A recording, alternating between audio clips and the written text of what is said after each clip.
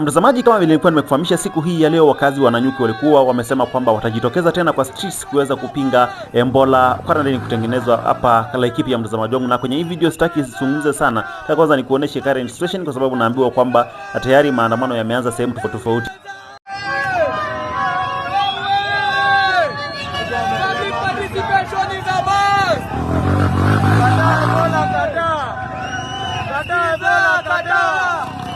Participation is a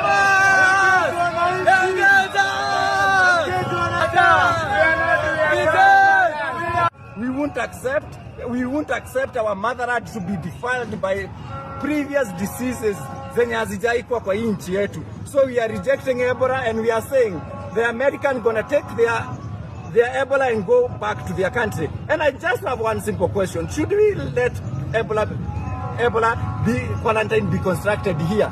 If those people die, will they take their dead people or will they bury them here in our country? We are refusing absolutely. They take their dead and their sick people to their own country.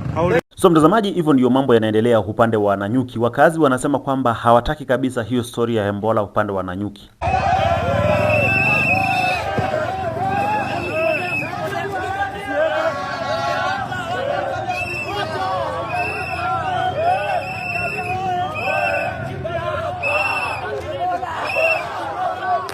The message is this one, we are saying as the US government build a facility in DRC.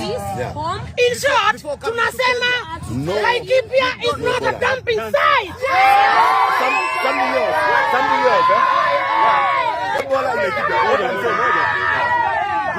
Na sasa saa hii ile kitu naona watu wanatolewa mpaka kwa manyumba. Hiyo ni haki. Hiyo ni haki. Hiyo si haki. Sasa mimi nauliza, makarau akikuja akitukaribia tunawaambia sisi tuko na amani na tunainua mikono juu. Swali mimi nauliza, kwani tuko kwa nchi yetu ili hata tunadhulumiwa mpaka mchana peupe? Kitu ya kujarusha mawe. Sababu yangu ya kukuja hapa ni kuhusiana na hii quarantine ya Ebola, na niseme kitu moja. Wakati jina Ebola ilitajwa kwa kaunti yangu, kitu ya kwanza ile upendo ambao watu walikuwa wanapenda Laikipia kaunti yangu, watu wameanza kupotea. Biashara ya hoteli imeathirika vibaya sana. Niseme hivi, kenye kitafuata ni nini? Kenye kitafuata, watoto wetu hawatakuwa na kazi. Watoto wetu hawatakuwa na kazi. Kitu kingine, watu watachukia Laikipia sana. Mimi sina mengi, nasema Laikipia is not a dumping site. Okay. Mtazamaji wangu, inaonekana kwamba Wakenya kabisa hawataki hii story ya Ebola kwa sababu inasemekana kwamba hii ni moja kati ya diseases ambazo ni hatari sana kwa usalama wa binadamu.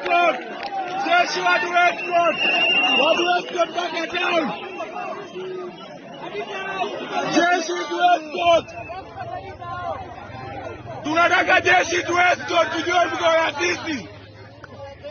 Nikiwaambia mpige hiyo utoe sauti zenu ukiwa mahali fulani. Mpaka hapa jeshi tu escort mpaka down. Tu escort hivi mpaka down.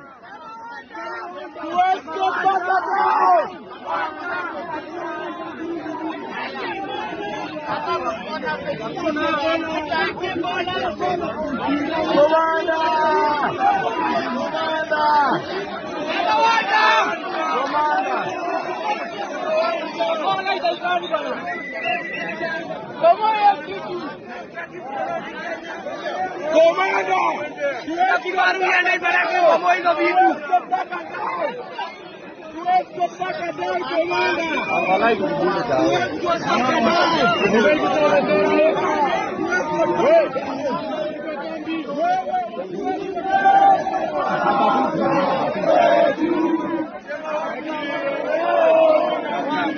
One time.